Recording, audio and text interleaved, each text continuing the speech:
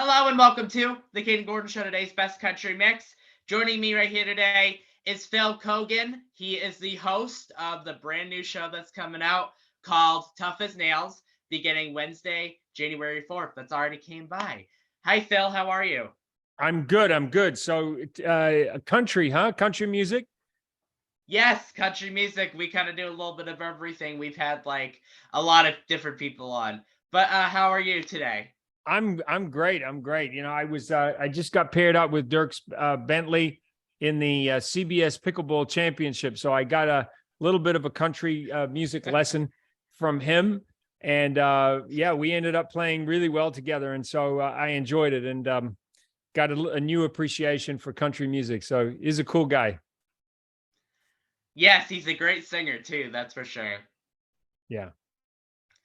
So why don't you start by telling us a little bit about your show that you host, Tough as Nails, for those that don't really know much about it. Yeah, well, so a lot of people know me from Amazing Race. I've been working on that for like about 20 years. Tough as Nails is really a way to honor working class people. I come from working class people. I'm originally from New Zealand, so coal miners, gold miners, people from farms, builders. My grandfather was an auto mechanic and a aero mechanic in World War II. My other grandfather was a carpenter and he repaired the planes in the Pacific during World War II. So, very working class family background. And I've always had a true respect for people in the trades. And Tough as Nails is a way of honoring those people. We have a lot of shows on TV that honor celebrities.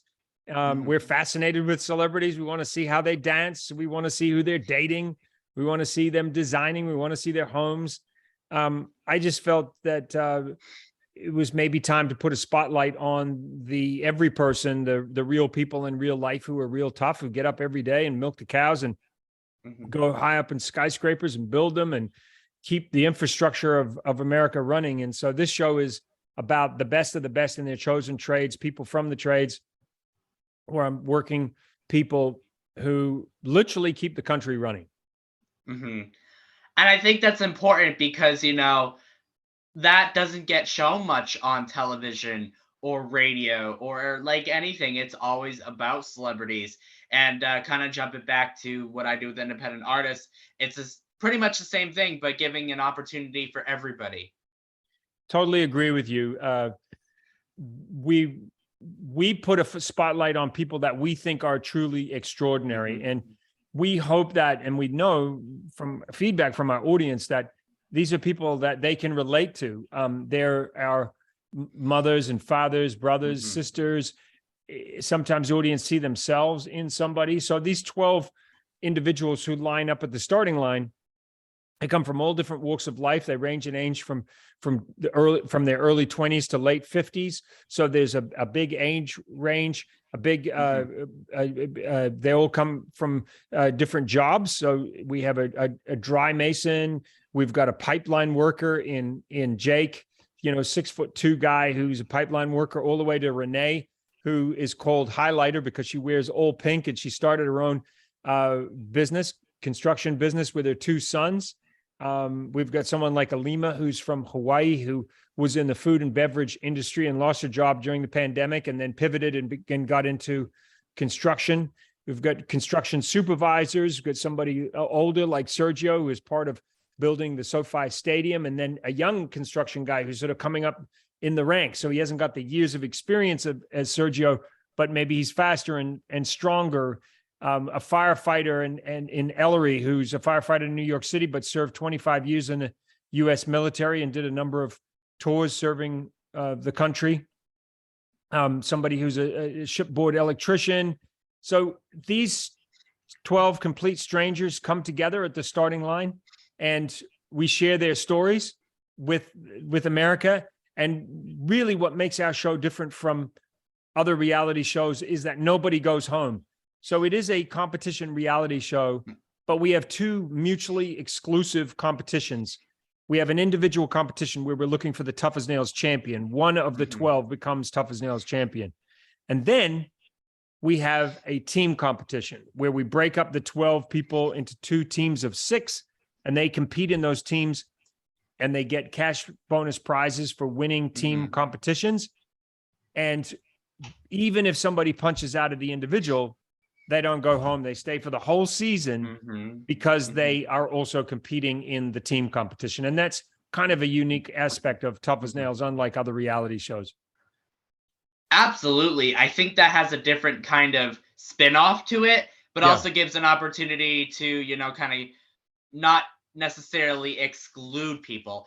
And I also saw here too that Renee's actually from Massachusetts too, where I'm from. So I thought that was funny.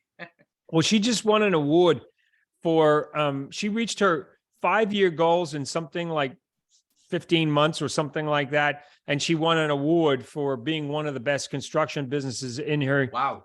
community. Yeah, she is just a live wire, and you look at her, you know, Tough as Nails is so much about people pulling their weight. We're a lot about power to weight ratio. So you could be 6'4" and 250, but so the weight that you've got to pull, and the way we're comparing your power is based on, you know, what you might be able to lift up at 240 is very different from somebody that might be 115 pounds, but their power to weight ratio might be higher. It's a little bit like MMA or boxing or weightlifting. You don't put a heavyweight fighter in the ring to fight another, you know, to fight a lightweight. You get somebody who's basically their size, and then you compare their abilities. So Renee is, boy, she's like a little Energizer bunny. She's incredibly fit, very smart, and works with her 2 sons. And yeah, we love Renee.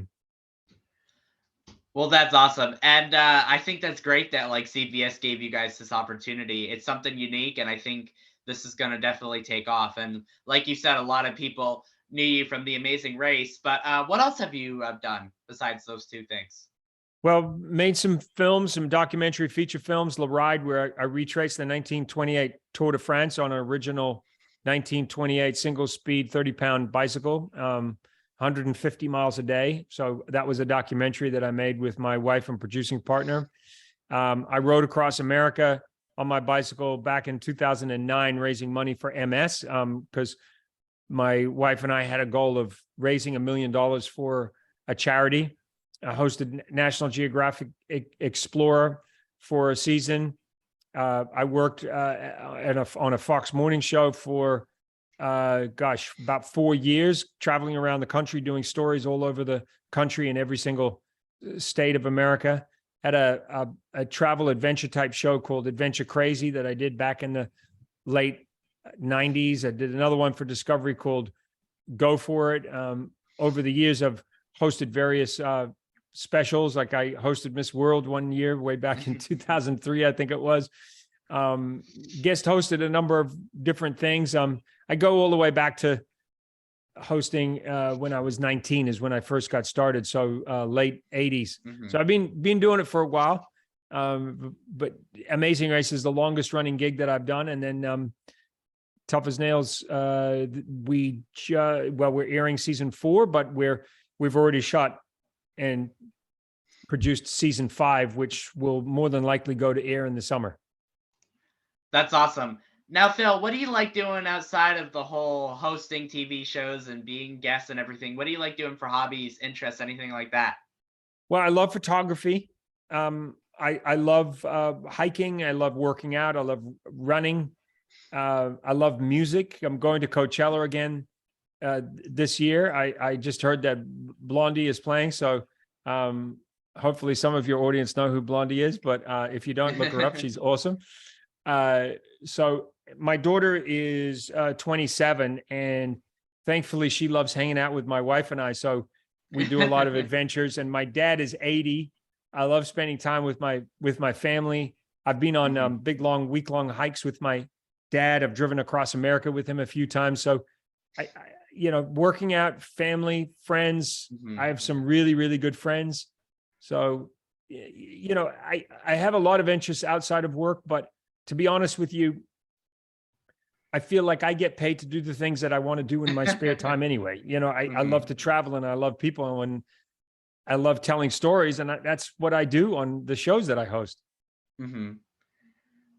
Where do you think that Tough as Nails will be in the next couple of years? Where do you hope it would be?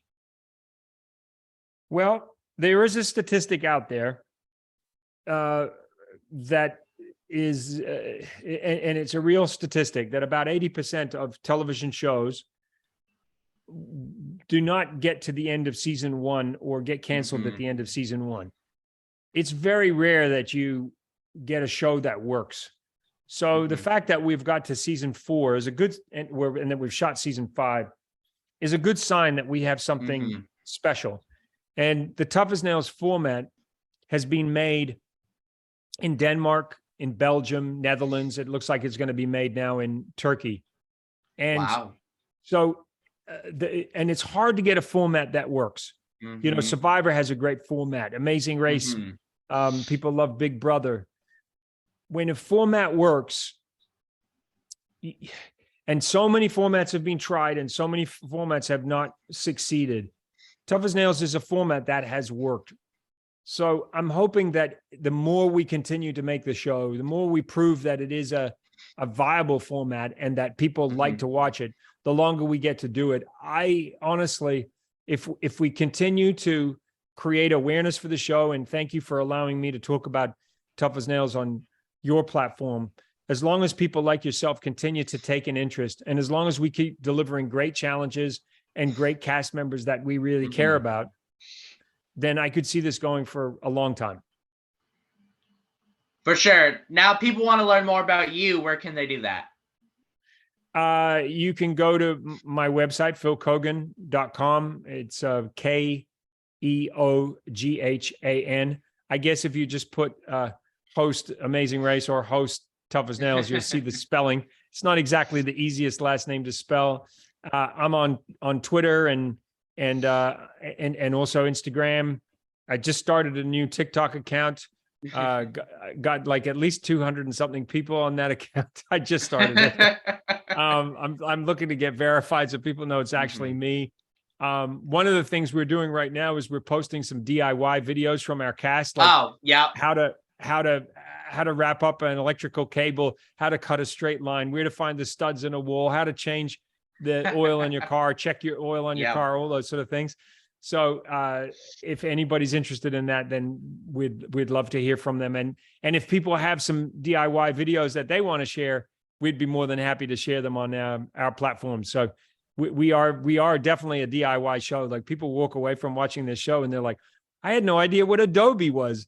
There's Dobies that hold up the wrought iron in a concrete form. So yeah, rebar. That's what the Dobies do. They hold the rebar up in the middle of a concrete form. So yeah, we're about not only having great competition with great characters and lots of humor and humility, but we're also about people walking away from the show going, wow, I didn't know that's how you had to pour concrete. I didn't know you had to measure the size of the frame from the inside of the frame. So yeah.